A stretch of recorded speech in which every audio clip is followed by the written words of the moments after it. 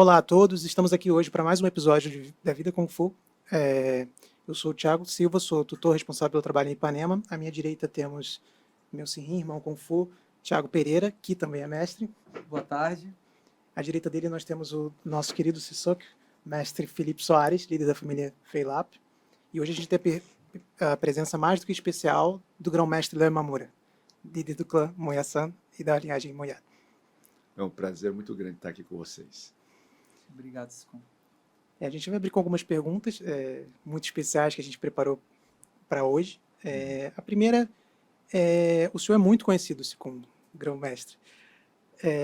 O senhor é uma pessoa que é destacada pela capacidade, pela sua dedicação às artes marciais, num nível que é muito impressionante. Isso é evidente em cada entrevista que a gente pega do senhor, que a gente pode pegar na internet, no dia a dia, para a gente que é mais próximo. Com isso o senhor acabou ficando conhecido no mundo todo. Mas por que o senhor nunca usou o próprio nome para dar ao seu trabalho? Patriarca Moyat, em contrapartida, sempre usou o dele, né? Não no sentido de assinatura, mas ele chamava de Moya Wing Chun. Então, por que essa diferença? Vale a pena situar, desculpa, que era um período que as pessoas botavam Ipman Wing Chun, e o Patriarca Moyat decidiu botar Moya Wing Chun. Então, e eu acho que esse é o ponto central, Mestre Pereira.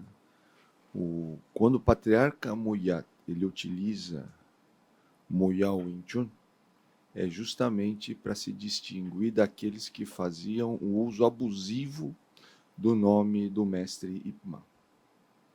Isso não quer dizer que anteriormente ou existe realmente esse padrão de utilizar o nome da instituição, que é uma coisa recente, em função também pelo fato do nome da família levar o nome do líder. Só que nós temos que fazer essa distinção. Quando as famílias começaram a se legalizar, lembrando que isso é uma situação recente, a própria Hong Kong Athletic Association foi oficializada e fundada em 1967. Então, observe só que durante o período, desde 1950 até 67, o que aconteceu? Durante 17 anos, né, nós não tivemos uma personalidade jurídica para a família do Patriarca Ip Man. Então, isso é um processo recente. Como fazer esse processo recente? Como nominar uma instituição? Então, seria derivado da família? Então, inicialmente, foi isso que aconteceu. Então, nós vamos ver, mesmo em vida, o Patriarca Moyat, lá em Hong Kong, você sabe que ele utilizava, só que não Moya Wing Chun, o Wing Chun Moyat. Isso é outra coisa interessante. Mas o que acontece quando se passa para uma outra etapa, que é a internacionalização do Wing Chun? Por exemplo, o Patriarca Moyat vai para Nova York, outros irmãos Kung Fu vão para várias partes do mundo, inclusive discípulos de segunda geração do Patriarca Ip Man, e as pessoas passam a utilizar de maneira muitas vezes não apropriada o nome do Patriarca Ip Man. E aí que o Patriarca Moyat, como um ato de humildade, olha que interessante, porque ele fala, eu vou então agora restringir aquilo que eu estou acreditando para os meus discípulos. E aquilo então se torna uma denominação, que é a denominação Moya Wing Chun. Quer dizer, não é por um ato de falar, eu quero botar meu nome, minha marca. Muito pelo contrário. Eu quero aqui, não quero usar o nome do meu mestre, mas eu vou usar o meu apenas para o compromisso com os meus descendentes. Então, esse é um ponto muito importante. Segundo ponto importante, que é a primeira parte da sua pergunta, tutor Thiago, é o seguinte. Por que eu não uso o meu nome? Eu agradeço aí a sua referência de dizer que eu sou conhecido, né, em várias partes do mundo, mas hoje, no mundo globalizado, isso não é grande coisa, vamos dizer assim. Hoje a internet faz muitas pessoas serem conhecidas mundialmente e nem sempre de uma maneira positiva. Não é porque elas são boas, é porque elas fizeram melhor propaganda, né? Embora eu procuro sempre na minha dedicação, ser conhecido como um praticante sério, ser conhecido pelo trabalho que eu desenvolvo nessas 4 décadas. Mas um ponto central é o seguinte: hoje nós vivemos num outro momento. E nesse outro momento nós temos um divisor de águas. E esse divisor de águas é justamente o esforço do patriarca Amuyat em trazer todo o legado anterior, porque muitas vezes até ele fala, não existia Imã Wing Chun, existia o Wing Chun. E depois que aquilo acaba se transformando. Então existe um divisor de águas de alguém que está imbuído em trazer o legado do patriarca Ip Man atrás de uma denominação onde a grande ênfase é a vida Kung Fu, que é inclusive o nome do canal de vocês. Agradeço muito essa homenagem que vocês fazem ao patriarca Amuyat. Né? Por quê? Porque esse é o maior legado que ele deixa. Porque é uma dificuldade muito grande e espero que hoje eu possa parcialmente esclarecer, ou minimamente esclarecer, do que se trata a questão da vida Kung Fu. Mas um ponto central, nós continuamos aqui valorizando o nome do patriarca Amuyat pelo seguinte, porque nós entendemos que hoje, se nós ficarmos isolados, por exemplo, eu colocar o nome do meu trabalho como de Léo Imamura, ou Moya-san, que é o nome Kung Fu que eu recebi do patriarca Amuyat, ele não terá força. Porque nós temos que ter todo e dar exemplos, isso que é importante. Independentemente se alguém vai seguir ou não. Né? Dar exemplos de como, ou dar um exemplo de como, ou o exemplo, né, melhor dizendo, de como nós podemos ficar unidos. E sim construir uma linhagem. Porque o que acontece? No passado, a estrutura era local. Então, a família, o mestre, ele assumia a partir do momento que o mestre dele falecia. E aquilo ficava isolado, numa cidade. Então, se você observar, não existia no passado nenhum sistema de Kung Fu conhecido nacionalmente, com fama nacional.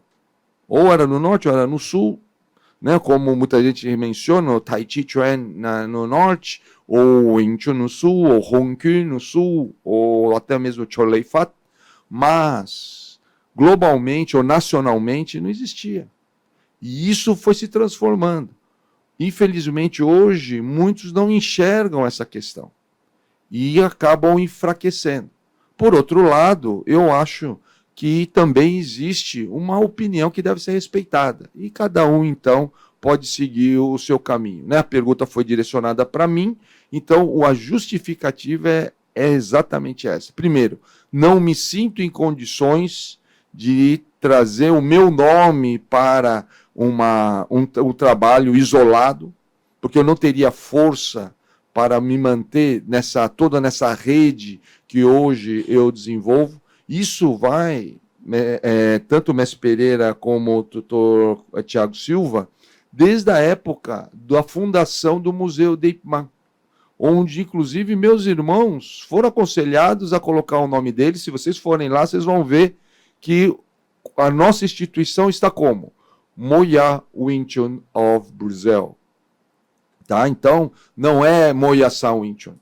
Inclusive, meus irmãos foram aconselhados a colocarem. Eu lembro muito bem, estavam fazendo uma reunião e me ligaram para falar como que você quer que a sua instituição esteja representada no Museu de Ip Man, porque nós somos fundadores do museu. Então, quem foi lá, lembra, Mestre Felipe Soares esteve lá, lembra bem, Moya Wing Chun of Brazil. E até aproveitando para quem está escutando a gente pelo Spotify, quem vai ouvir ainda, que Sikun é o termo que se usa para o mestre do nosso mestre, dando uma explicação rápida. Então, Sikun, quando eu conheci o meu Sifu, a instituição se chamava Martial Arts System. E ela mudou de nome ao longo dos anos, mas um fato que é importante ser dito é que, independente do nome que era colocado, sempre aparecia Moya Wing Chun. E aí depois nós temos Moya Wing Chun Martial Intelligence. Então, essa instituição ela ainda existe, E se a resposta for sim, qual é a função dela? O senhor poderia esclarecer? A Moyal Wing Chun Martial Intelligence, ela existe até os dias de hoje. Muitos podem ser que hoje preferem não fazer parte, outros preferem fazer parte e muitas vezes não atuar ativamente, mas a princípio, o que é a Moyal Wing Chun Martial Intelligence?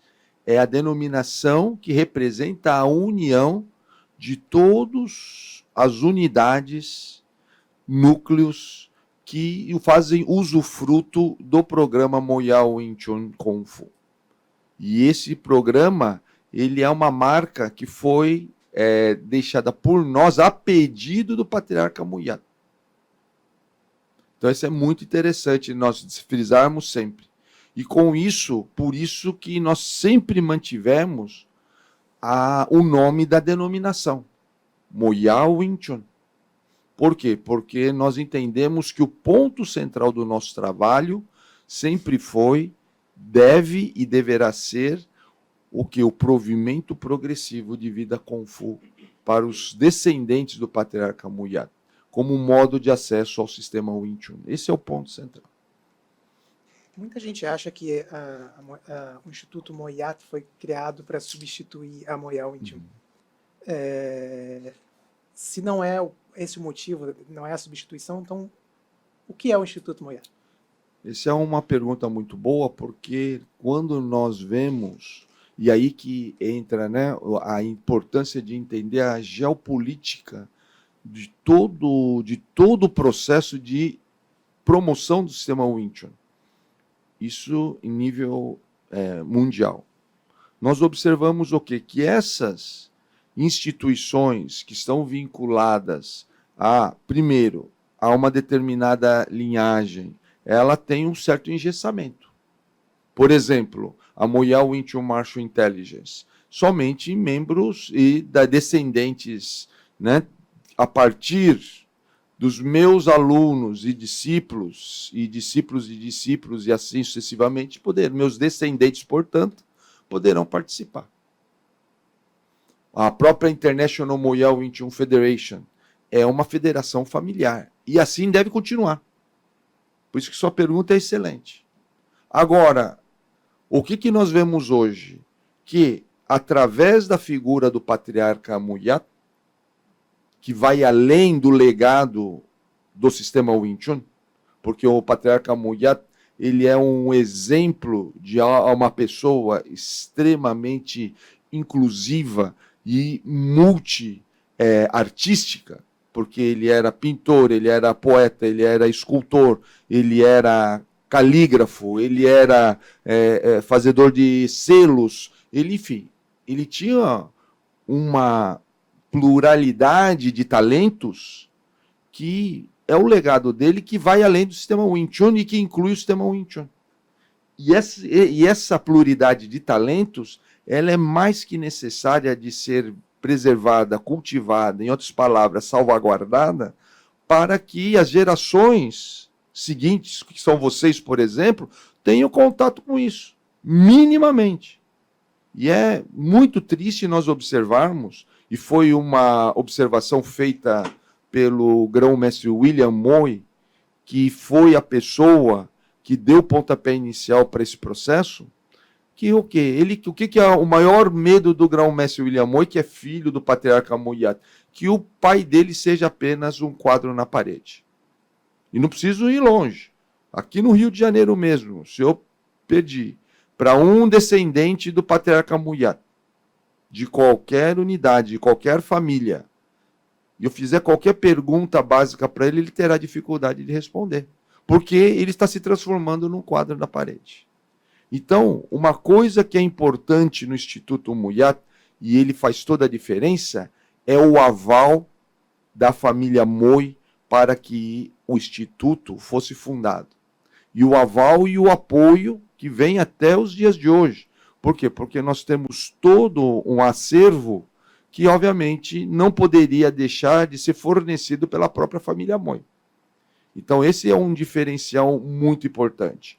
Em outras palavras, o Instituto Muyat, ele é um órgão, uma instituição sem fins lucrativos, cujo papel principal é cumprir toda uma função que não é possível ser cumprida pela Moyal Wing Chun Martial Intelligence, pela International Moyal Wing Chun Federation e qualquer instituição, quer seja ela familiar ou não. Qualquer instituição, porque existe uma limitação.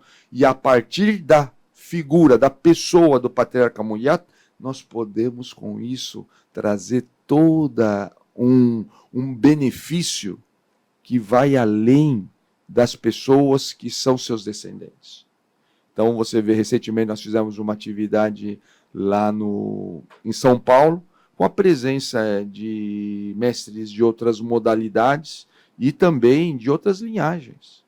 Porque graças ao Instituto Muya nós podemos atender pessoas de outras linhagens, pessoas de outras famílias que vão além da família Moya-san ou do clã Moya-san ou do grande clã Moya-san, fato que não é possível quando nós falamos de Moyal Wing Chun Martial Intelligence. Então, o que acontece hoje, Dr. Tiago, é que as pessoas precisam conhecer melhor o cenário mundial e como que esse cenário está se desenvolvendo, para nós não cometermos os equívocos do passado, como aconteceu com várias modalidades, que a partir das suas respectivas instituições, elas limitaram suas artes.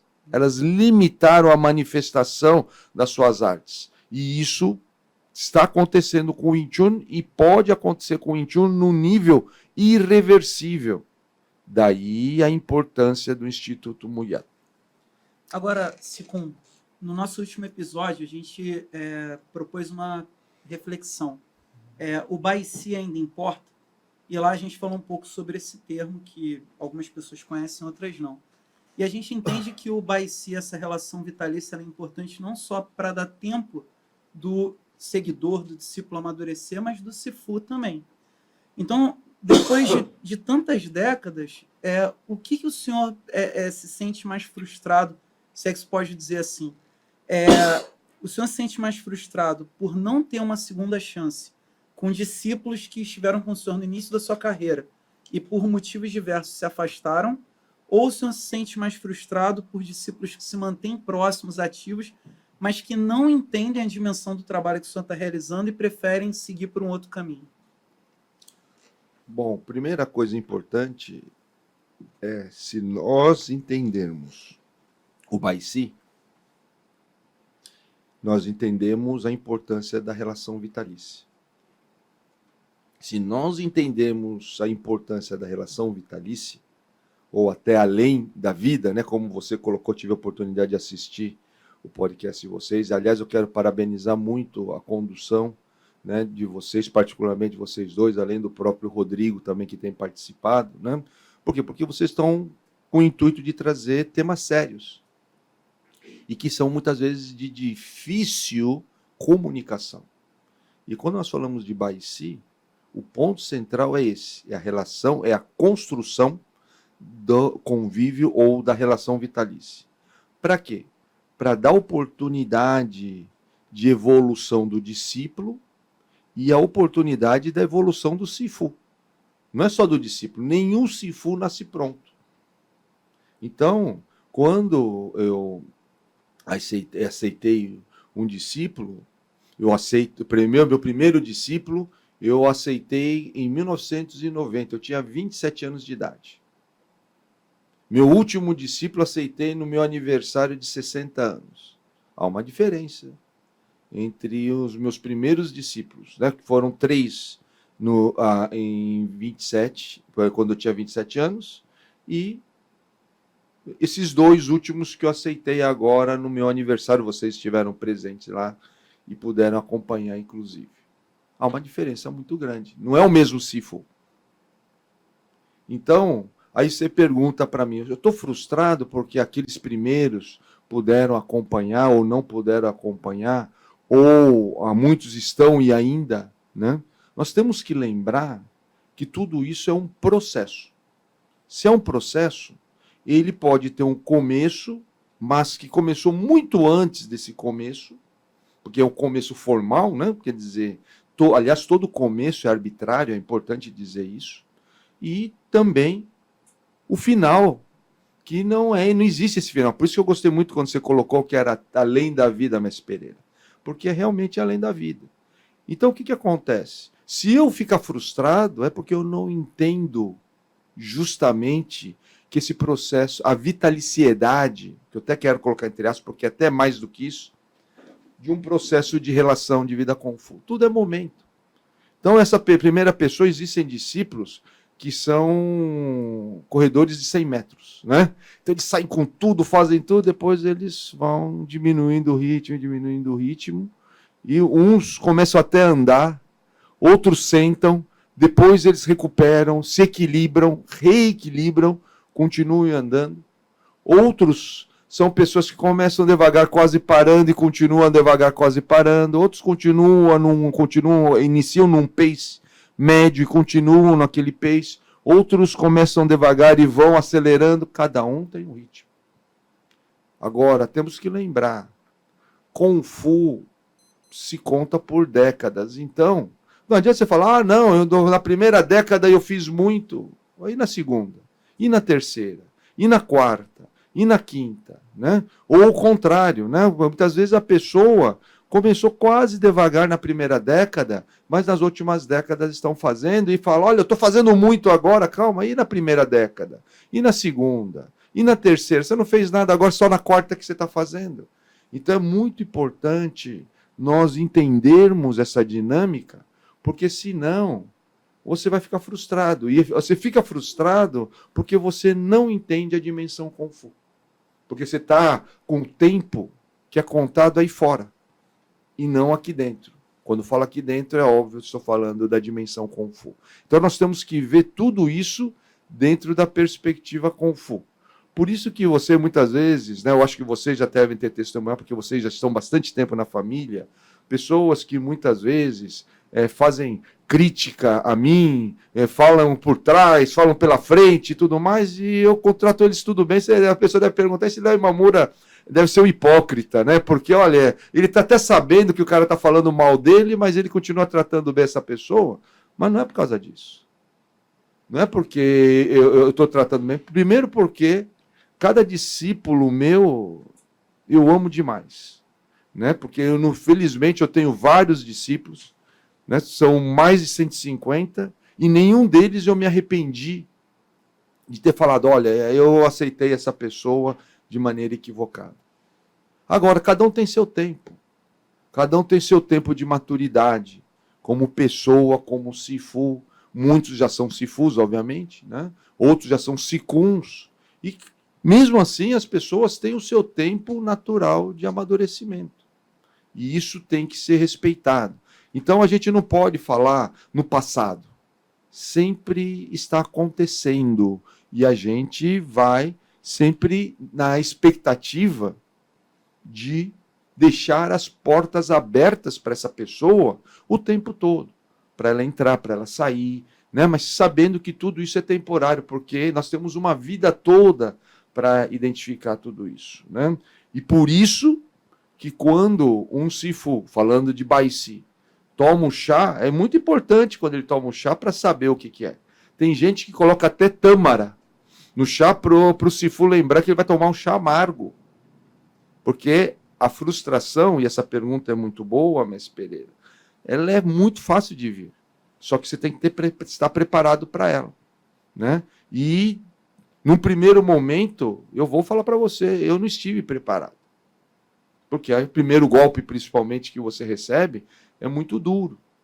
Mas você está perguntando hoje. E hoje eu falo para você que, felizmente, eu não tenho essa frustração. Só estou esperando. Né? E torço para que a pessoa amadureça. Torço para que ele encontre o caminho. Porque o amadurecimento não é o que eu quero. Amadurecimento para ele. Dentro das próprias premissas que ele traçou para ele.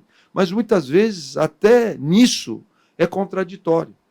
Até nisso não acontece. Então, isso que me mostra que a pessoa ainda não está madura. O fato dele estar aqui ou não estar aqui, ou o fato dele estar atuando no programa, não estar atuando no programa, não é isso que faz a diferença. Faz diferença é a capacidade que ele tem de prover progressivamente vida conforto para o seu aluno. Esse é o ponto central, como um modo de acesso ao sistema Wing Chun. Mas será que ele entende o sistema para fazer isso? Ele entende como que a vida conforto atua nesse processo? Ou simplesmente está tudo solto e ainda ele não consegue unir aquilo constituindo algo coerente, algo que possa vir de uma maneira saudável, funcional, como podemos dizer. Esse que é o ponto.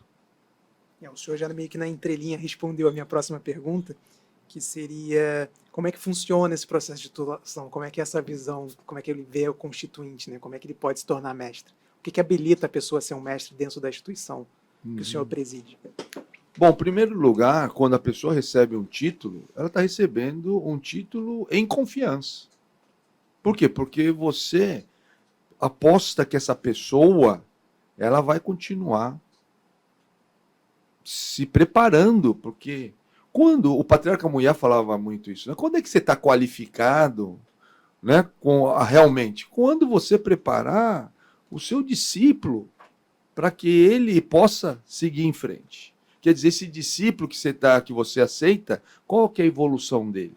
Como que ele está hoje? Então, esse que é um ponto onde vai dizer, essa pessoa ela está qualificada. Porque até então, ela não pode dizer. É a mesma coisa, eu acho que isso já aconteceu com vocês, acontece comigo muitas vezes, né? Eu já fiz críticas ao meu pai antes de ter casado e ter filhos. Né? E isso mudou muito. Quer dizer, hoje meu pai, para mim, é um herói. Né? Porque o que ele fez, né? Nas condições que ele tinha e o que ele alcançou, é muito mais significativo do que eu estou fazendo. Muito mais. Então, esse é um ponto que eu acho que deve ser visto com bastante cuidado. Porque muitas vezes a pessoa ainda está na primeira etapa. O que é a primeira etapa? É como a pessoa como Sifu, que é a primeira etapa, que é a primeira geração. Depois a segunda etapa é como Sikun. Depois a terceira etapa é como Sitaikun. Né? E assim vai indo. Pelo menos até Sitaikun, você tem que saber como colocar. Por exemplo, o meu Sifu Muyat. Né? A pessoa muitas vezes chamava ele de Kun Kun, porque era tanta coisa, já era tantas gerações abaixo, ele não tinha nem tinha nome mais para isso. Eu não cheguei nisso ainda. Então, como que eu posso fazer um julgamento, ou até fazer uma observação, até uma crítica ao patriarca Muyat nesse sentido? Eu não sei o que é isso ainda. Né? Comparado a ele, eu sou um nenê. E assim como muitos dos meus alunos são nenês ainda. E não percebem isso. Então, isso acontece também com os meus irmãos, acontecem com muitos.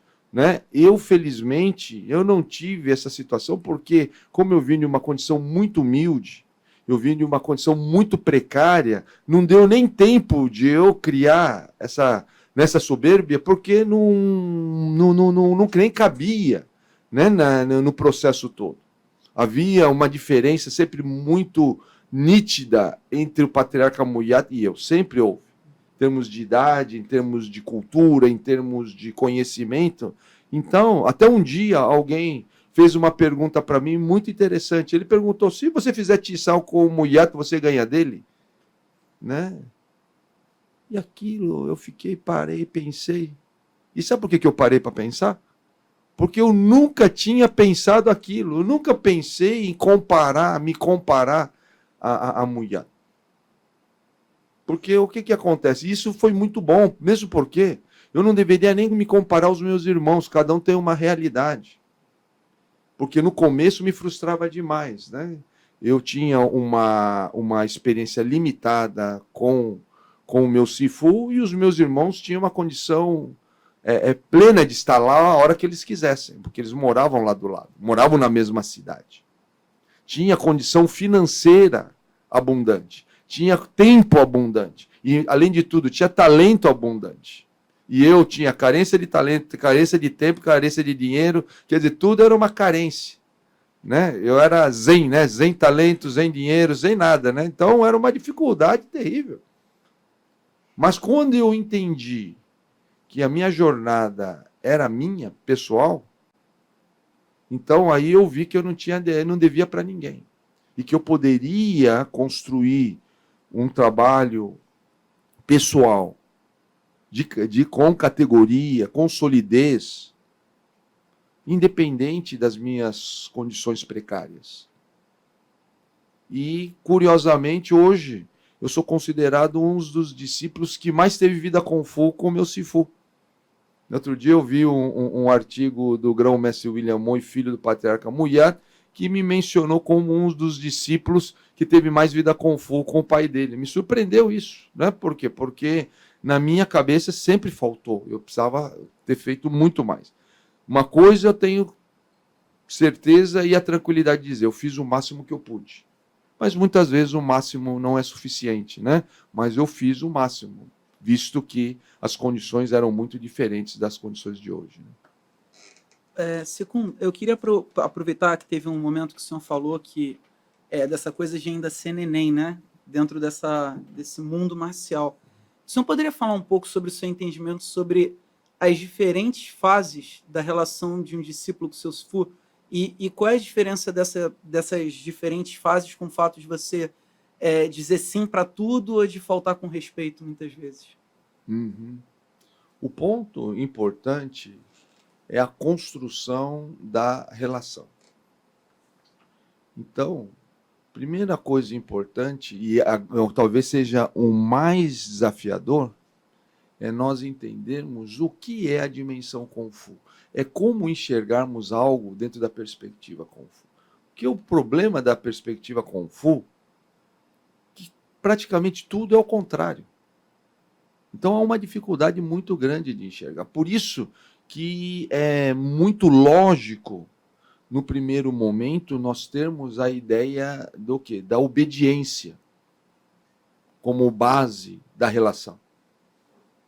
Por quê? Porque a perspectiva Kung Fu, senão você não entende o que é. Se você já começa, mal você entrou dentro da jornada Kung Fu, começa a fazer crítica, etc., você pode cometer erros muito graves.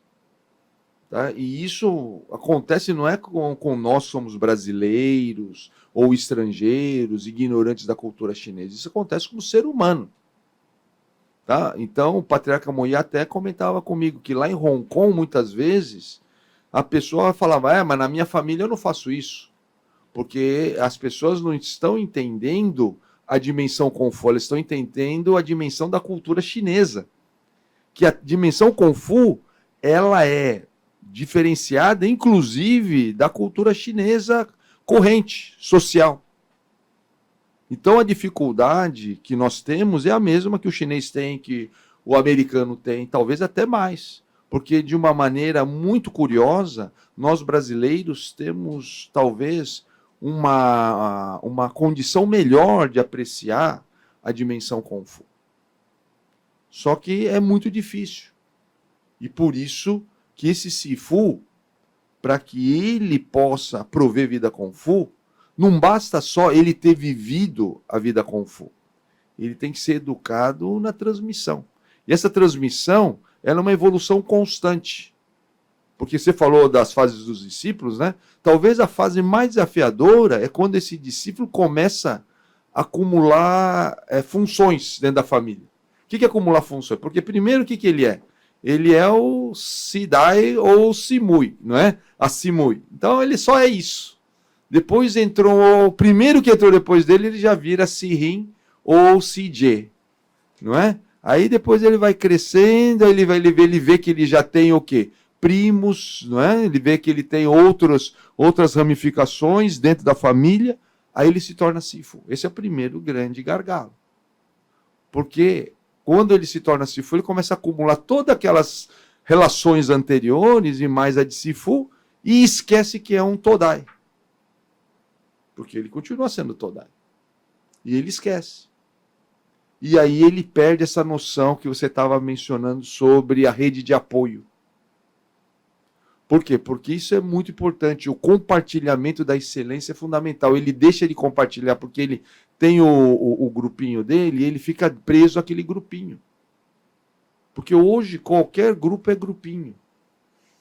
se você entender as dimensões que existem globais, você vê lá uma comunidade, tem não sei quantos milhões, etc. Então, qualquer... Né, o que muitas vezes falar 200 pessoas estão assistindo esse podcast. 200 pessoas numa plateia é muita gente. Assistindo podcast não é nada. Mesmo porque não há como comparar. Porque numa plateia, você pelo menos tem o quê? O pudor de falar, vou ficar até o fim.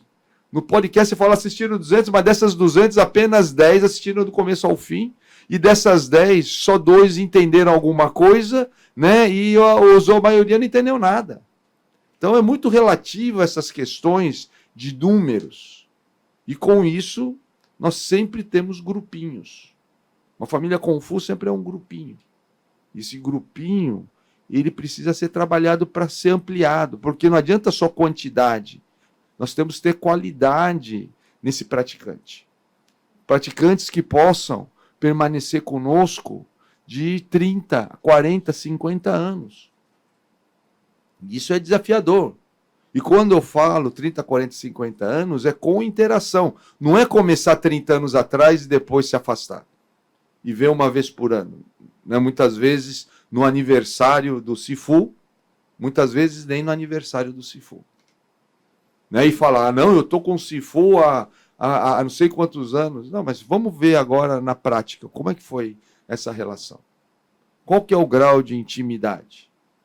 Eu lembro que o meu Sirin, Rex Approach, foi o primeiro Sirin que veio de outro estado e dormiu na casa do Patriarca Muiá. Grão-mestre Rex Approach é da Flórida, esteve no Brasil, foi para Brasília. Aliás, ele foi titulado no Brasil, né? Foi titulado lá em Brasília. E aí, nós estávamos numa van, indo para lá, né? E ele falou, fiquei sabendo que você dormia na casa do Sifu também. Eu falei, isso é verdade. Né? Você dormia onde? Eu falei, eu dormia no sofá. Aí ele começou a fazer um monte de perguntas para mim, para ver se... Daí ele falou, depois no final, quando nós chegamos, ele falou, você fez o curso completo. Né? Mas é porque a intimidade é muito importante. Só para você ter uma ideia, tem pessoas que são meus discípulos, não tiveram oportunidade de dormir na minha casa ainda. E não porque minha casa tem inclusive quarto de hóspede, mas não tiveram ainda essa oportunidade de dormir e como é que pode ser chamado de discípulo? Então é interessante isso. Nós temos que pensar a respeito disso, dessa intimidade, né? De estar convivendo junto. Mas não tem condições de... Então, tudo bem, mas pelo menos, qual é o grau de proximidade que você tem do seu Sifu? É importante pensar a respeito disso. Como é que você sabe como é que está a vida do seu Sifu? As pessoas muitas vezes não têm condição, porque a relação Sifu-Todai vai além da questão técnica, obviamente. Por quê? Porque a vida Kung Fu envolve você como ser humano. E esse é o grande desafio.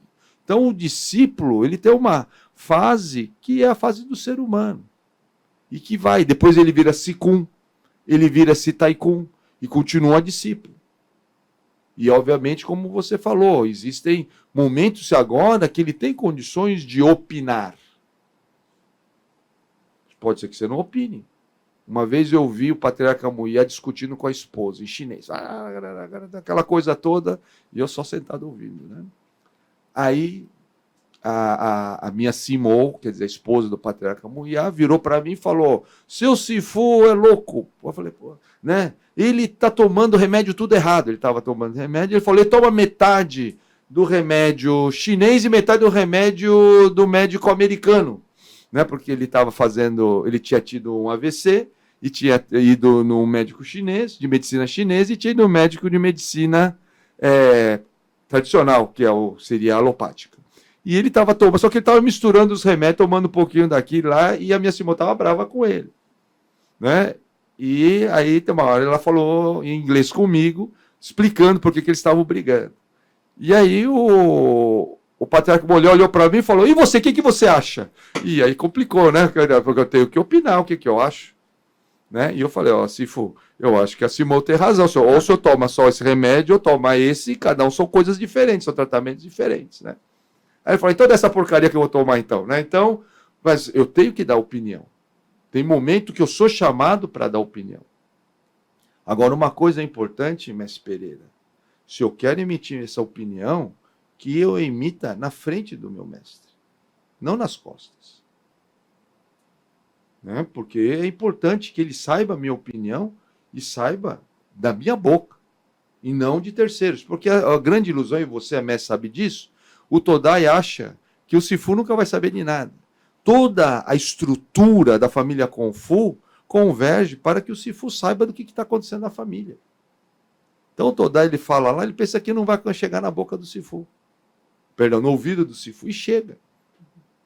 Né? Então, é melhor que chegue através do próprio interlocutor, e não de outro. Então, essa é uma situação bem interessante que acontece, mas isso tudo, e você pode me perguntar, isso te deixa frustrado? Claro que não. Porque as pessoas falam, então a família Kung Fu é igual a qualquer outro lugar. Não é que é igual a qualquer outro lugar. Todo mundo está em processo de evolução. A grande diferença é o compromisso que eu tenho com essa evolução. Muitas vezes, em outros lugares, a pessoa não está compromissada com isso. Mas, mesmo estando compromissado, é claro que ele está numa evolução que muitas vezes impede de ele tomar a atitude mais apropriada. Né? E é normal isso.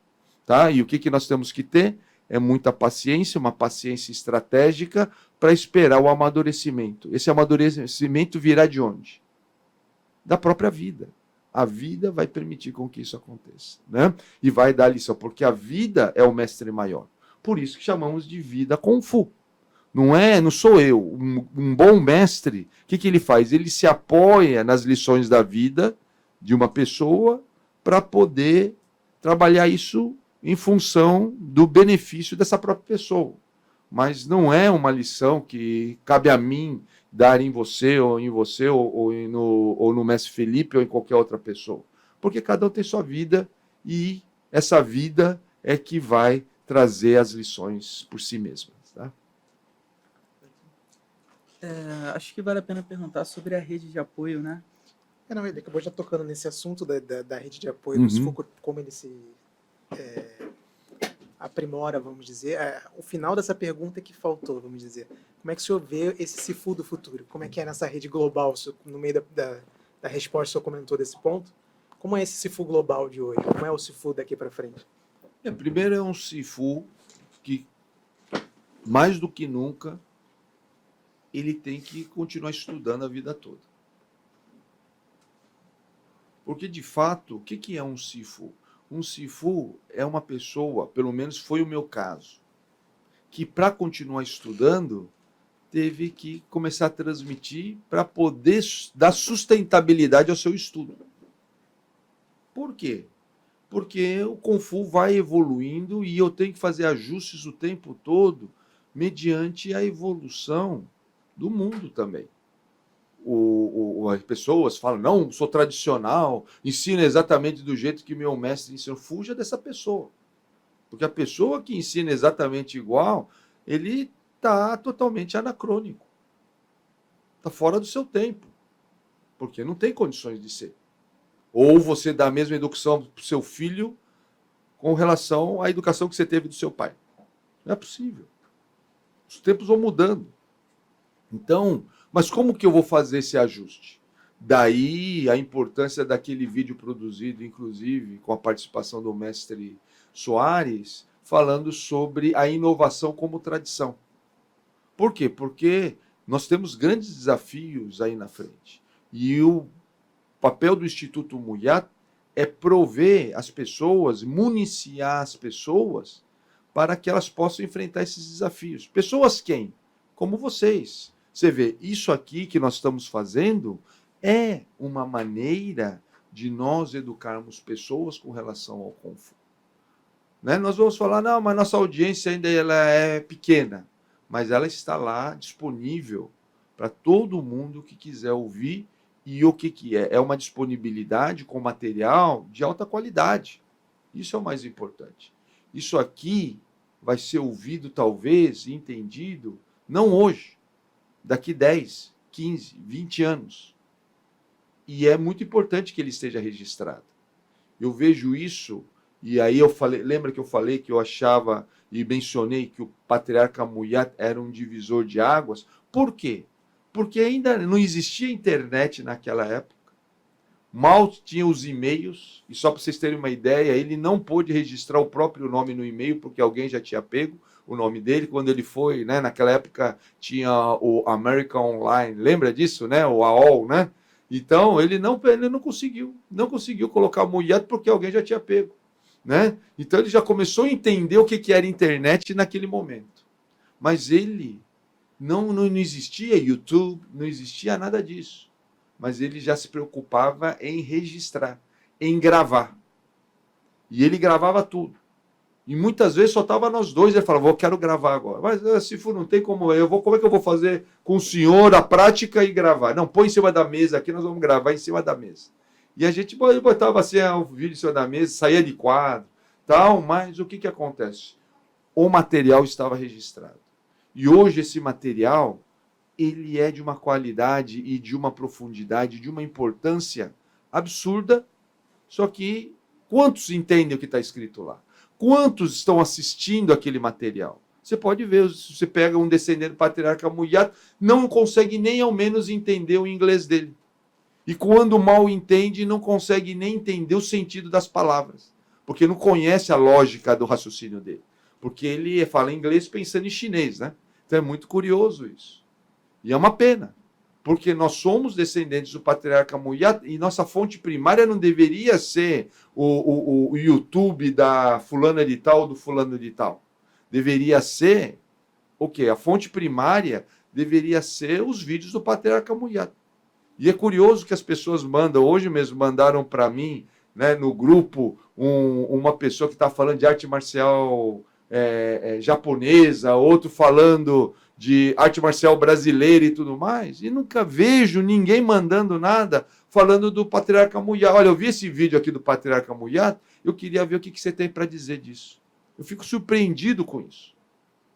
Por isso que nós desenvolvemos, está no ar cada vez mais números de vídeos na plataforma do Instituto Muyat, temos mais de 100 vídeos lá, para que as pessoas possam, com tradução, com transcrição, tradução, né, tradução adaptada para que as pessoas possam ler o material dentro de uma fonte referenciada, ou seja, referendada, que a pessoa possa ter condições de estudar, ter condições de falar, olha, essa aqui é uma fonte confiável, porque o que nós temos hoje, né, de problema na internet, a questão da internet não é mais informação.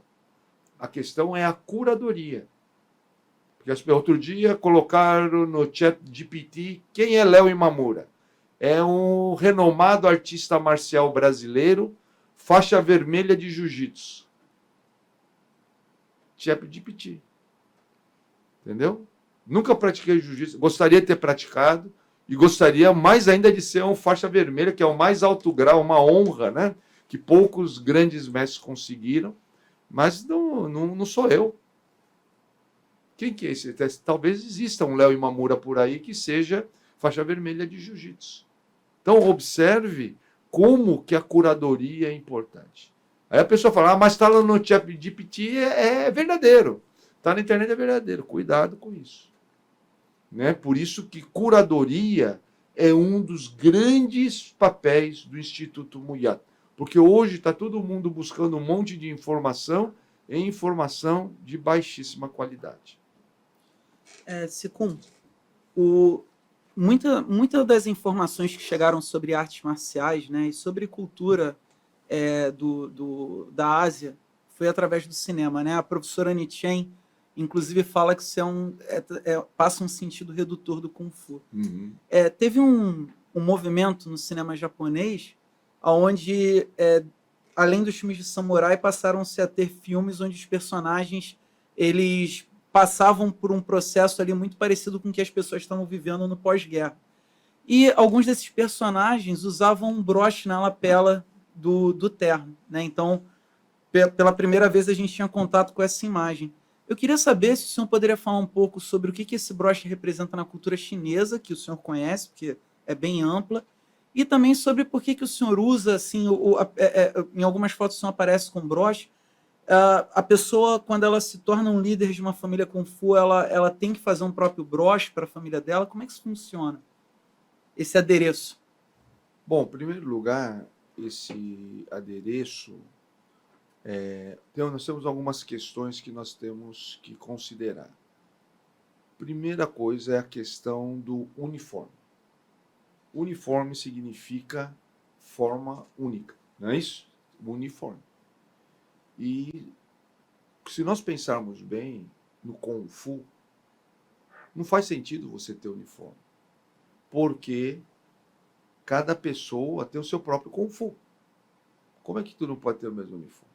Então, qual que foi a ideia que nós tivemos num primeiro momento, que infelizmente não foi apoiada, porque se fosse apoiada eu achei que seria a solução. Nós desenvolvemos uma empresa chamada, né, todo mundo lembra, tá? A Marshall Life, e produzíamos vários modelos para que cada um pudesse ter a sua própria roupa, mas ainda assim caracterizada pela Moyal Wing Chun. Né? Então, isso seria, eu acho que seria o melhor dos mundos. Felizmente, as pessoas não entenderam disso e cada um, pior, cada um tentou fazer o seu próprio uniforme. Quer dizer, continuou replicando a ideia da forma única, que é algo que eu acho que é válido também, em função de representar uma determinada escola. É tudo muito bonito quando você vê todo mundo. Eu cheguei no aeroporto, eu vi uma delegação dos Estados Unidos chegando no mundo uniformizado para se identificar. Mas ontem eu fui, antes de ontem, eu fui num restaurante chamado Casa do Porco. Tá? Que eu quero fazer, inclusive, né, o meu agradecimento à Janaína, que é a dona e chefe dessa Casa do Porco. É um restaurante muito especial lá de São Paulo. E eu fui com minha mulher, Maria Paula, e o que foi interessante, que quando nós estávamos lá, nós observamos que cada garçom estava vestido de uma maneira diferente. Eu falei, nossa, que interessante esse restaurante aqui, todo mundo, né, quer dizer, é bem informal mesmo, porque todo mundo está vestido, cada um com uma roupa diferente, mas todos com o logo da Casa do Porco. Olha que interessante. Inclusive jaqueta jeans. Eu falei, olha, o Maître está de jaqueta jeans, né? Ele estava me atendendo, aí quando ele virou de costas, né, nas costas dele, Casa do Porco. Então, olha que interessante isso. E essa que era a ideia que eu tinha para a Marshall Life. Para que todos pudessem... Nós temos um universo, né, bem considerado a ponto de poder consumir tudo isso. Né? Mas, infelizmente, isso não foi à frente, mas essa seria a ideia. Então, o que aconteceu? Em Nova York, o patriarca Muyat, ele desenvolveu esse broche, que é a flor de ameixeira, para que nós pudéssemos usar como, independente de nós termos uniforme ou não, nós tivéssemos o pin, nós chamamos de pin, né, para poder usar, e cada um ser identificado como membro do grande clã Muyat. E isso vale para todo o clã. Então, aquilo, inclusive, quando ele veio para o Brasil pela primeira vez, nós distribuímos isso. Né? Hoje em dia, não tem nenhum praticante aqui no Rio de Janeiro ativo que estava presente nessa ocasião. Né? Então, né, o seu próprio Sifu, Júlio Camacho, ingressou na família em 92, ele não estava presente ainda nessa ocasião. Que foi quando começou essa ideia do PIN. Por quê? Porque nós chegamos a ter, quando nós fomos com a delegação para os Estados Unidos, com uma roupa padrão. Né? Mas depois nós vimos que o que seria mais apropriado era seguir justamente aquilo. Você vê, nós queremos sempre inventar roda. Né? O patriarca Mulher já tinha desenvolvido isso muito antes, que é usar o PIN, que é um PIN, inclusive, ele como artista, como eu disse, ele próprio desenvolveu o símbolo da nossa família, que é a flor de ameixeira vermelha com a inscrição Yat, né, dentro em dourado, muitas vezes em branco também acontecia, para reproduzir a flor de ameixeira no seu natural. E assim foi. Surpreendentemente, em 2007, eu recebo um telefonema de Hong Kong dizendo o seguinte: olha, isso o patriarca Moya já havia falecido, e quem me ligou foi o senhor Michael Wong. E lá de Hong Kong falou: olha, eu conversei com a sua Simou, e a sua Simou considera tanto você como o seu irmão Pete Parril como grão-mestres. Naquela época ainda nós não tínhamos recebido a titulação oficial. E ele falou: e ela quer oferecer para vocês um PIN próprio, que vai ser confeccionado pelo artista Continan. Então, a Madame Helen Moy pediu para que o artista Continan, que vocês sabem foi parceiro do patriarca Moya na fundação do Nyokuchai, que era aquele ateliê daqueles que apreciavam o antigo, e ele fez o PIN, tanto meu como do grão-mestre Pete Parril, líderes, para que nós, a partir da iniciativa da líder da nossa linhagem, utilizássemos esse PIN. Então, por honrar a vontade dela, a partir daí, cada um de nós e os meus discípulos, e eu determinei o seguinte: ninguém vai comprar esse PIN. Cada um vai ter esse PIN, porque por merecimento como discípulo. Apenas isso. E se você é discípulo, você vai usar. Você quebrou? Pode pedir outro que eu. Você perdeu? Pode pedir outro que eu vou oferecer para você. Sem custo nenhum. Por quê? Porque esse é o privilégio de cada um dos discípulos, aquele que assumiu o compromisso como membro vitalício. Né? Então, essa é a ideia. Para quê? Para que todos continuássemos juntos. Então, você vai ver que meus irmãos continuam usando ainda o PIN da Moya Wing Chun, que eu acho que todos deveriam usar. Só que nós só não usamos esse PIN em respeito à Madame Helen Moy, que tomou essa iniciativa. Então, quando ela veio para o Brasil em 2007, nós comemoramos o aniversário dela aqui pela primeira vez, lá em Atibaia. Muitos de vocês estiveram lá. Então, foi quando nós iniciamos esse processo, porque foi quando eu recebi esses pins de Hong Kong para serem utilizados. Né? E utilizamos desde então. Então, quando uma pessoa faz Roikun comigo antes de ser discípulo, infelizmente, hoje, o programa Wing Chun Experience permitiu com que nós pudéssemos fazer o que? Retomarmos a tradição da pessoa fazer o Roikun depois do Baici. Mas, quando isso não acontece, ela recebe muitas vezes, principalmente dos meus discípulos Sifus, que aceitam alunos novos, eles recebem o PIN da Moya, continuam recebendo o PIN da Moya Wing Chun, né? Quer dizer, o PIN com o Ya dentro, né? O da família Moya-san, ou do clã Moya-san, tem o Ya-san dentro, escrito e feito. Por isso que ele é tão harmônico, né? Ele é muito, muito bem feito, porque foi feito por um especialista, o artista Continan, né? Então, eu tenho, inclusive, o original, né, o desenho original que deu origem a esse PIN, que é feito em Hong Kong, né, e que é oferecido, então, para as pessoas. Né? Agora, se cada um quer fazer o seu, né, isso é outra história. Né? Eu não faria, nunca faria. Por quê?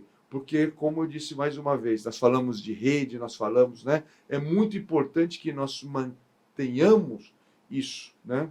Mas eu acho que cada um tem a sua liderança, cada um tem a sua reflexão, e se cada um fizer, né? Quer dizer, muitas vezes alguns fizeram perguntando para mim, outros não perguntando para mim, né? Cada um fez a sua maneira. Então, quer dizer, é uma maneira de também atuar. A pessoa tem autonomia para isso? Claro que tem. E ele pode fazer. Eu acho que pode fazer. Eu simplesmente acho que deveríamos manter, mas essa é minha opinião e que tem que ser reservada àqueles que valorizam e entendam isso. Então, pessoas que muitas vezes entendem o que eu estou falando e concordam, elas continuam usando o PIN do grande clã Moyaçã. Outros não, outros usam os 2, outros usam 3. Tem gente que parece aquele coisa de escoteiro com um monte de PIN. Cada um tem uma maneira, sabe, de se enxergar. E não, aqui não vai nenhuma crítica para ninguém, né? Eu acho que cada um tem. Agora, a pergunta é em função da história, de como que veio. E eu quero dizer para vocês, eu nunca ousaria fazer. Mesmo porque o PIN, né, que o patriarca Muyá desenvolveu, eu acho ele de uma beleza excepcional. Então, eu procuraria usar esse. Como a nossa líder, Madame Helen Moy, determinou, ela não perguntou para mim assim, você quer usar? Se ela tivesse perguntado, eu falaria não. Mas ela não perguntou se eu quero usar, ela falou, você vai usar. Então, assim está sendo feito. Tá bom? E eu agradeço muito a ela. É uma honra muito grande ser considerado em função do movimento que teve. Tá? Isso não quer dizer que os outros não sejam grão-mestres, tanto que em 2015 foram nomeados os primeiros grão-mestres oficiais da International Moyal Wing Chun Federation. Né? Hoje nós alcançamos um número muito maior de grão-mestres. Né? Só que no Brasil nós nomeamos 3 grão-mestres. Né? Foi o grão-mestre John Chen, de maneira póstuma, o grão-mestre Julian Cordeiro, lá da República Dominicana, e o grão-mestre Rex Aperoach, dos Estados Unidos. Né? Então, nós temos vários outros grão-mestres que foram nomeados depois de 2015 pela International Moyal Wing Chun Federation. Não há uma associação entre PIN e o título de grão-mestre. O que eu comentei com vocês foi o que eu ouvi do senhor Michael Wong quando ele me ligou de Hong Kong para explicar o motivo pelo qual a Madame Helen Moy decidiu que eu deveria usar esse PIN. Se como a gente está na reta final, tem mais 3 perguntas apenas, mas tem uma que eu não queria deixar de fazer. No início, nós falamos sobre uma série de nomes, né, que foram mudando ao longo dos anos, das diferentes instituições e das manifestações dela que o senhor estava à frente. Depois de todo esse tempo, o senhor, fazendo uma autoanálise, o senhor acha que a sua liderança ela é centralizadora? Se ela já foi centralizadora? E se o senhor poderia falar um pouquinho também sobre o conceito de liderança estratégica? Bom, primeiro, deixa eu até voltar àquela colocação, acho que foi você que fez, né, doutor Tiago, sobre a relação dos nomes, né, das instituições. Primeiro era a Associação Muyat Wing Chun Kung Fu, pelo simples fato de ser uma associação e de ser uma associação de Kung Fu. Aí depois colocamos Martial Arts System. E por quê? Porque nós queríamos dar a ideia de sistema, era muito importante, um sistema de arte marcial. Só que o que nós identificamos? Que o nosso trabalho ia muito além de um sistema de arte marcial. Por isso que começamos a ver a importância da ideia da Moyal Wing Chun Martial Intelligence. Porque em 2003 eu conheci o termo inteligência marcial, Martial Intelligence. Né? Tive a honra de ser, inclusive, mencionado no livro do grão-mestre Pete Parril, né? Quando ele menciona sobre o termo Martial Intelligence. Inclusive, ele utiliza esse termo, mas muita pouca gente, inclusive nós aqui do Brasil, não sabemos o motivo de ser chamado de... O que é inteligência marcial? Porque a inteligência marcial é uma inteligência que você desenvolve a partir da experiência marcial e não para a experiência marcial. Isso é um problema muito grande. E nesse sentido, nós depois evoluímos para o Instituto Muyat, que é aí já, inclusive, dentro desse sentido, né, de refinamento, porque ainda era Moyal Wing Chun, então ainda estava limitado ao Wing Chun. E o Instituto Muyat, muito mais do que isso. Com relação à questão, né, da minha liderança, é natural que quando nós somos líderes de uma família, nós sejamos centralizadores. Então, você é centralizador na sua família Kung Fu, né? Todo mundo tem que ser centralizador na família Kung Fu. Por quê? Porque nós temos uma família ainda de jovens praticantes. Quando você é Qigong, você já tem uma família com praticantes com mais experiência. Então, aí a descentralização é muito importante.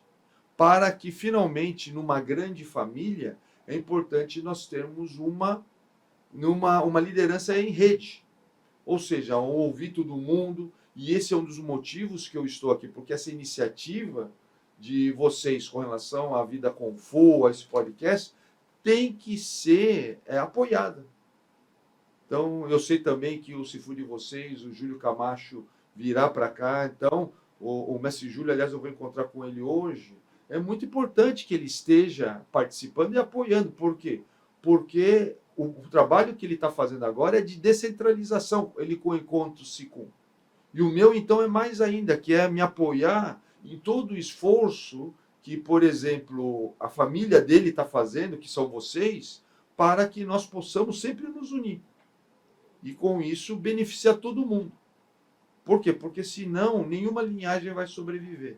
E a liderança estratégica, ela é justamente isso. Uma liderança estratégica é saber onde que eu vou me apoiar. Entender que todos nós somos dispositivo. Isso é muito importante. Nós somos dispositivos estratégicos um para o outro. Da mesma forma como vocês estão sendo para mim, eu estou sendo para vocês um dispositivo estratégico. Onde o quê? Onde nós somos uma configuração que somos passíveis de sermos manipulados um pelo outro para um benefício comum. Porque a pessoa fala, não, eu não quero ser manipulado. Todos nós somos manipulados de uma maneira ou de outra. Vocês estão me manipulando aqui. E não tem problema nenhum. Porque a manipulação não é no sentido negativo que o senso comum aí fora busca. A manipulação que nós estamos falando aqui tem muito a ver com aquilo que o professor Julian, que você cita muitas vezes, fala com relação a manipular remédio. Né? Manipular as diferentes substâncias. E é nesse sentido que nós estamos aqui para poder atuar, né? Como dispositivos estratégicos um do outro e, com isso, trazer benefício para aqueles que estão nos ouvindo, né? Quer seja ao vivo, quer seja depois, né, na internet. Thiago, você quer fazer sua última pergunta, então? Depois eu faço a minha. Tá bom. O senhor já cobriu de certa forma, né? Mas, assim, em resumo, o que o senhor vê, assim, qual o futuro do Instituto Moyat para o Wing Chun? Na sua concepção, o que você acha?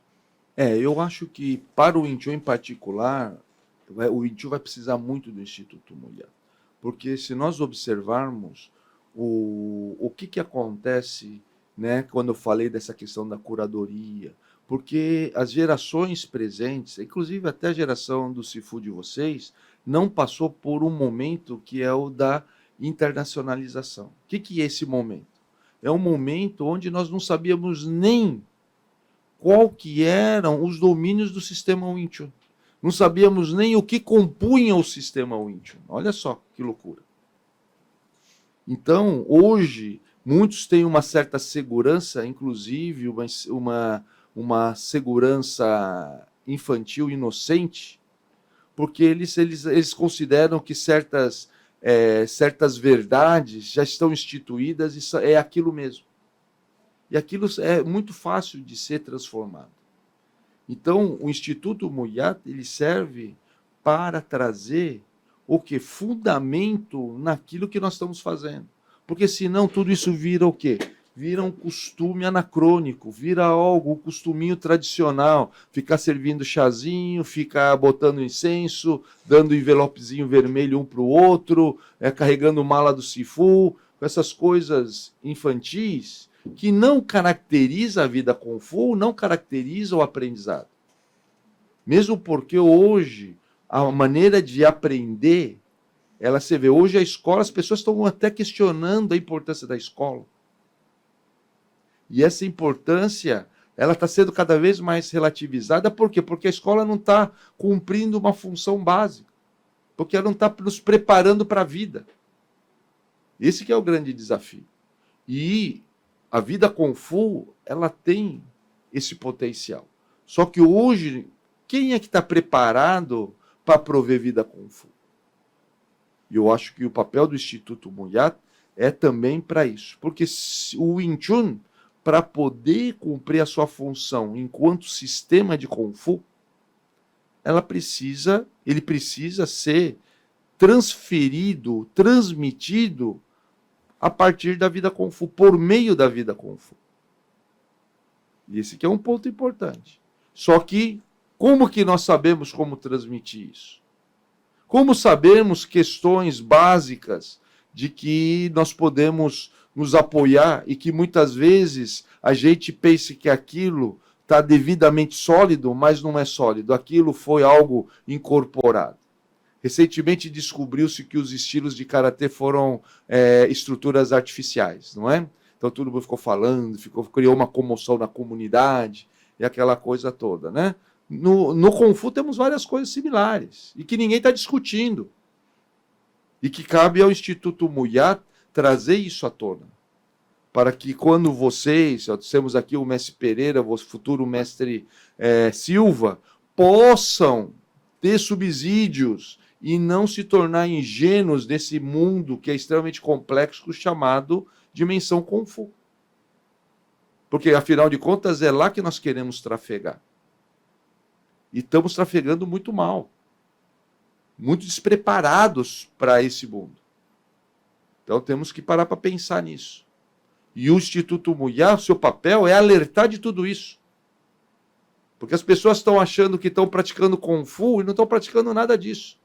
É muito engraçado isso. Eles fazem técnica de Kung Fu, mas Kung Fu mesmo ninguém está praticando. Ah, mas não é o movimento lá do animal YXZ, ou nós estamos fazendo o movimento do Wing Chun? Estamos. Mas isso não quer dizer que seja Kung Fu. Há que refletir sobre isso, né? Então, conto muito com a ajuda, por exemplo, do mestre de vocês, o mestre Júlio Camacho, que é uma pessoa que tem uma competência muito grande, a mestra Úrsula Lima, aqui do Rio de Janeiro, mestre Ricardo Queiroz, são todos mestres que estão aqui, sem contar, obviamente, com a presença do mestre Felipe Soares, que está aqui conosco.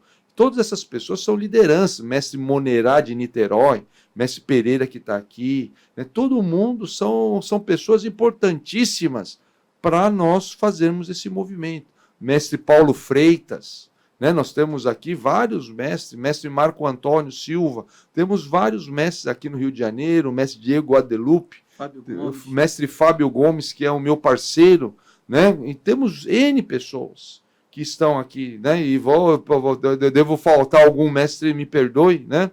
Para que a gente possa estar fazendo esse movimento, que é um movimento muito importante, porque senão o Kung Fu ele vai morrer por ele mesmo, pela sua incompetência por sobreviver, por sua incompetência por se preservar, por sua incompetência por se não conseguir se salvaguardar. Tá? Esse é um problema muito sério e que cabe a nós, obviamente, fazer esse trabalho. E o Instituto Muyat, só finalizando pela sua pergunta, doutor Tiago, ele só vai ser percebido a sua importância daqui 10, 15 anos, não hoje. Então, eu espero que as pessoas percebam antes, mas a importância do Instituto Muyat só vai surgir daqui 10, 15 anos. Sicum, para finalizar, o senhor citou, né, o nosso mestre Júlio Camacho chegou hoje ao Rio de Janeiro. Para compartilhar, eu tive a oportunidade de organizar nas últimas 2 semanas com meus alunos para poder recebê-lo, né, no bairro do Meier na próxima terça-feira, exatamente porque eu acho que é importante eles terem contato com ele. Muito importante. Apesar do senhor ter falado no início, né, que o Sifu ele tem que estar preparado para o processo, para as diferentes fases e que tudo chega nele, tem aquele momento, muitas vezes, você volta dirigindo para casa, volta no avião, pensando em alguém, em alguma coisa que você fala, pô, não precisava disso, né? Qual é a reflexão que o senhor faz, sendo o ancestral da linhagem vivo mais antigo, né? daquele discípulo que muitas vezes prefere não fazer uso do que o Senhor tem para oferecer e quase que entrar num processo de querer inventar a roda. E se o Senhor poderia deixar uma mensagem para encerrar o podcast para os discípulos que acompanharam, que vão acompanhar daqui a um tempo o que foi dito aqui hoje. Bom, em primeiro lugar, o livre-arbítrio é um ponto muito importante. Cada um sabe o que tem que fazer. Minha obrigação qual que é? É deixar a porta aberta. Eu não quero ser o ancestral ao vivo, porque geralmente o ancestral está morto, né? Então, mas ainda bem que você falou que está vivo, né? Só que muita gente tem o direito de achar que eu estou ultrapassado, tem direito de achar que a minha orientação não é útil para ele, tem direito de achar que que eu posso ser útil também. Ele tem direito de achar o que ele quiser. Então, esse é um ponto muito importante. Cada um tem aqui o seu momento de viver. Tem gente que vive o seu momento rebelde, tem gente que vive o seu momento de aproximação, tem gente que vive vários momentos na vida, porque a vida está trazendo esses momentos para as pessoas.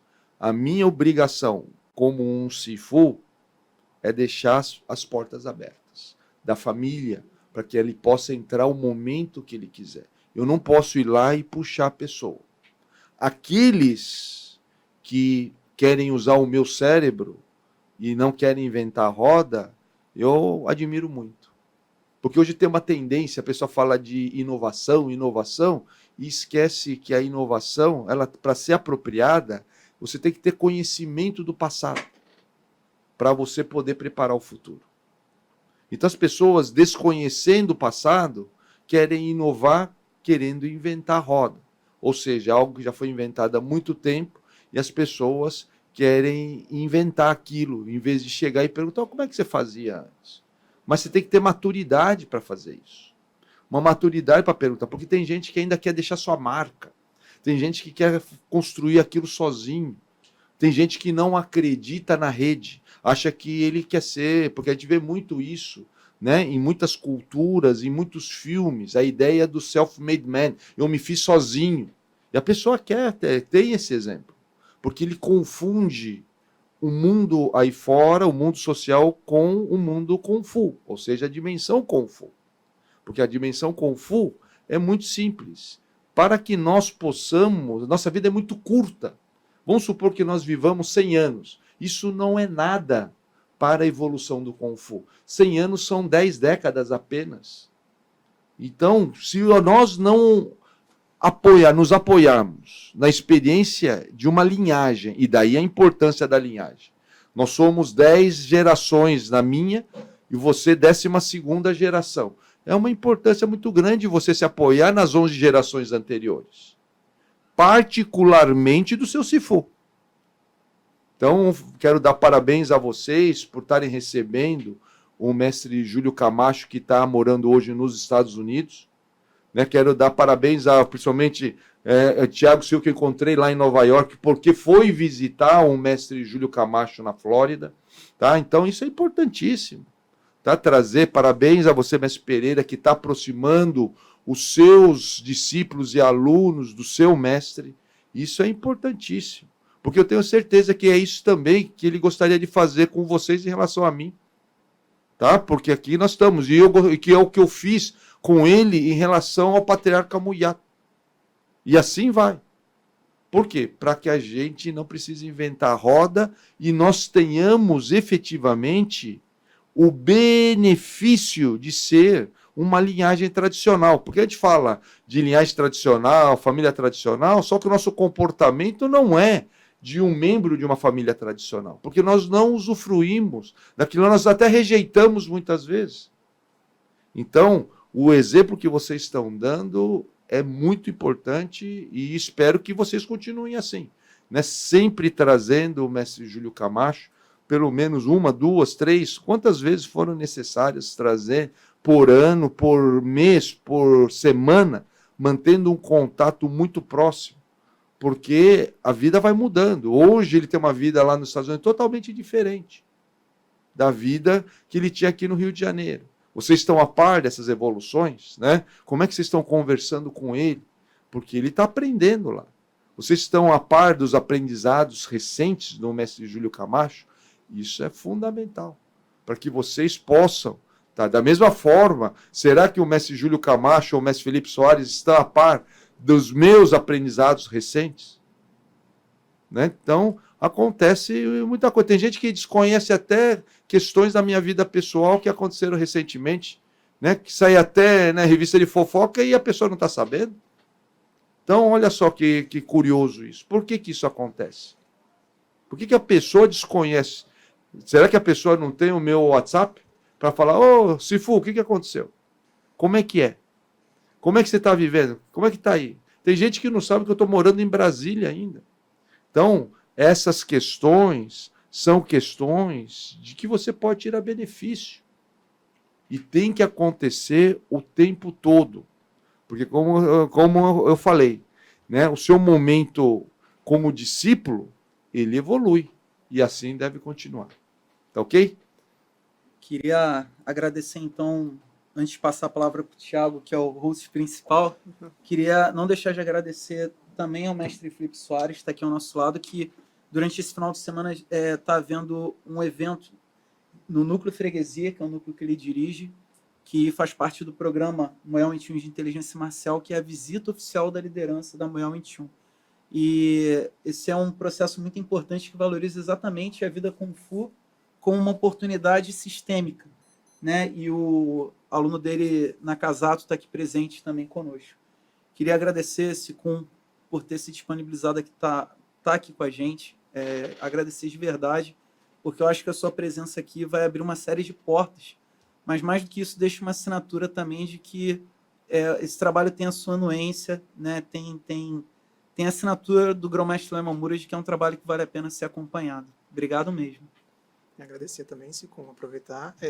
E agora eu vou na ficha técnica, que é puro burocracia, mas eu queria agradecer muito ao Rodrigo Caputo, Daniel Eustáquio, o Matheus novamente, ao próprio professor que eu coloco na categoria de produção hoje, a gente só está aqui por causa deles, e é claro ao Instituto Betamax, que sempre nos recebe de portas super abertas, ao Fábio, ao Juan Fernandes, Gustavo, muito obrigado a todos. Bom dia, nos vemos na Vida Kung Fu.